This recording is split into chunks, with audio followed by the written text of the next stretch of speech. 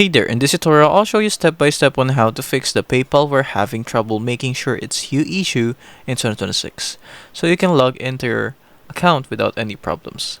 Make sure you follow the instructions till the end. To fix this issue, you can simply go to the three dots here, go to your settings,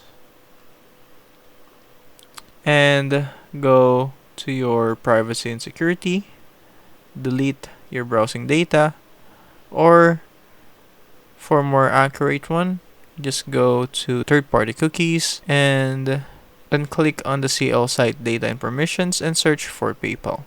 If that didn't work, you can also try using the incognito mode, where you can just simply hit this and add a new incognito window. Now, if it didn't work, you can simply appeal to PayPal after what happened. And to make sure that you are still in use of your PayPal account, you can always check your mobile device if you can still access it. Now make sure that you have no VPN active, you have no any interference active, because this will make the PayPal not available to use, since it would be a stranger for the website itself. And that's it. If it helps, leave a like and subscribe for more tutorials like this.